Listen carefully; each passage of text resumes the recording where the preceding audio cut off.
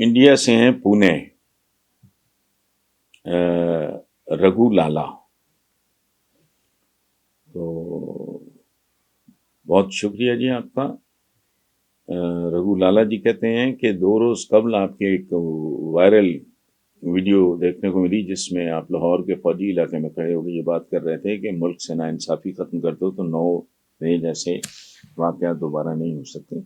بات تو آپ نے اپنے ملک کی مگر مجھے لگتا ہے آپ نے جس چیز کی طرف اشارہ کیا یہ پاکستان اور بھارت دونوں کا مشترکہ مسئلہ ہے. آپ کا کیا خیال ہے؟ رگو بھائی آپ 100% درست کہہ رہے ہیں. اور میں اکثر کہتا ہوں کہ میں ایک بار انڈیا گیا تھا، میں نے ایک انٹرویو دیا کسی انگلش نیوز پیپر کو. تو میں نے انٹرویو میں کوئی جملہ بولا، وہی انہوں نے سرخی بنایا، our pens and players are the same. ہمارے دکھ سکھ ایک ہی ہیں.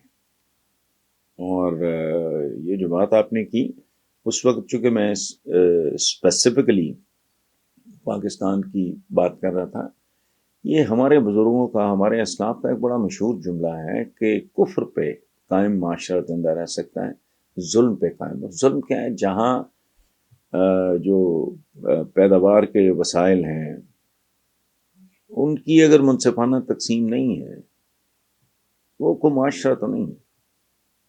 اس میں آپ کسی کو بہکا بھی سکتے ہیں، پھسلا بھی سکتے ہیں، خرید بھی سکتے ہیں، اس کو برین واش بھی کر سکتے ہیں. تو ایک سینس آف بلانگنگ ہوتی ہے، وہ آتی ہے انصاف کے ساتھ. ایک باپ کے اگر 6-8 بیٹے ہوں اور وہ ان کے درمیان انصاف نہ کرے، بکھر جائیں گے مکمل طور پہ، گھر برباد ہو جائے گا. یہ تو ملک ہے بھائی، اور 25-26 کروڑ کی آبادی کا ملک ہے. اسی طرح معاملہ آپ کا ہے. اور میں تو ایک بات بظاہر بڑی کرول لگتی ہے لیکن میرے نزدیک 100% درست ہے، وہ یہ کہ اپنے عام آدمی کا اتنا خیال رکھو جتنا ایک ایسا آدمی اپنے پیٹس کا رکھتا ہے جسے پیٹس کا شوق ہو. یہ تو ہمارا شہر والا گھر ہے. میں کئی سال ہم اپنے فارم ہاؤس پہ رہے ہیں، تو میں سست آدمی ہوں، میں آپ کے سامنے اعتراف کر رہا ہوں. مجھے اپنی لائبریری کتابوں کے علاوہ مجھے دلچسپی نہیں کسی چیز سے. لیکن وہاں میں 2 کام کرتا تھا. It was a huge house acres میں.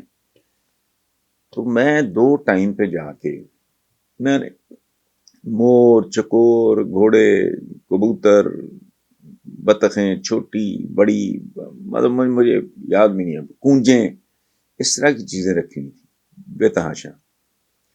تو میں 2 وقت صبح اور سورج غروب ہونے سے پہلے میں جا کے چیک کرتا تھا کہ ان کے کھڈے شڈے ٹھیک ہیں، یعنی ان کی جو رہنے کی جگہ ہیں وہ صاف ستھری ہیں، ان کی کنالیاں کنڈیاں جن میں پانی ہوتا ہے.